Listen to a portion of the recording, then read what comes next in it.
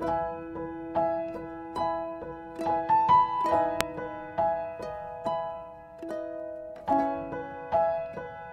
hindi nga napigilan ni Vilma Santos ang emosyon matapos nga nitong malaman na wala na ang matalik na kaibigan na si Miss Nora Honor. Ayon sa balita, halos mawalan nga daw ng malay si Vilma nang makita nito sa huling pagkakataon ng malapit na kaibigan at talaga daw na hindi nito matanggap dahil nagkausap pa daw sila nitong nakaraang araw. Samantala, pinatunayan naman ni Vilma kung gaano kabuti ang puso ni Nora matapos nitong ibahagi ang bidyong ito. Noong may kaibigan po ako na nasa miyembro ho ng Iglesia ni Manalo,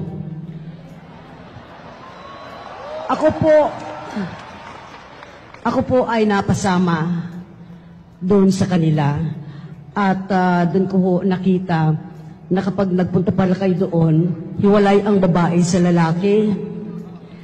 At kailangan magkaroon kayo ng donasyon. At inantok ko ako sa totoo lamang nung pumunta po ako. At noong pumunta naman po ako dito at sinama po ako ng aking kaibigan, yung aking anak na si Joel, hindi ko po malaman yung aking pakiramdam sapagkat una pa lamang po ay nakita ko yung samahan po ninyo, yung respeto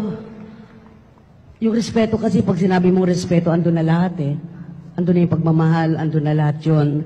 At dito ko lamang po nakita yun, yung respeto ng bawat isa. Kaya ko po ito sinasabi sa inyo dahilan sa, hindi naman po ako, ilang beses na rin po naman akong napunta at nakinig sa mga salita ng Diyos at nakikinig po ako bago matulog kay Brother Eli. At ako po ay nakapagdesisyon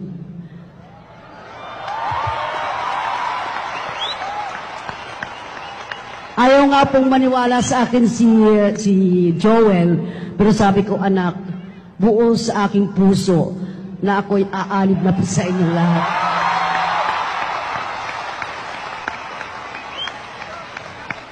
Nasa puso ko na po yun sapagkat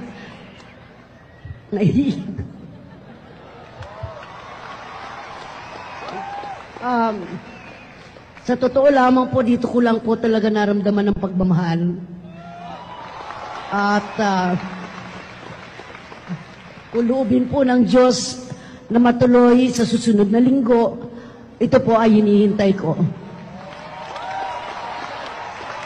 At asahan niyo po na makakasama niyo po talaga ako lagi at lagi tayo magkikita.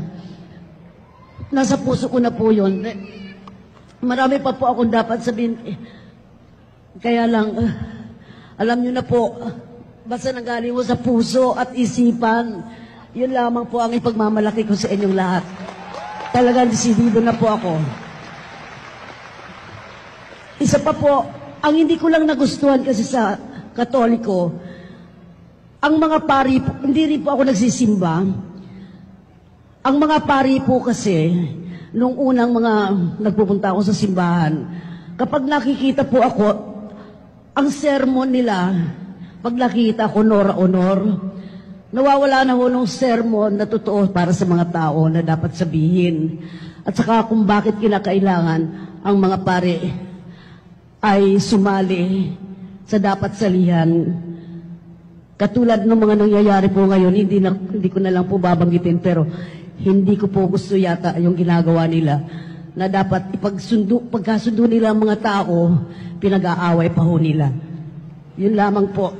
Kaya ako po ay totoong nagdesisyon na nakakawala na po ako dun sa pagiging Katoliko. Maraming salamat po.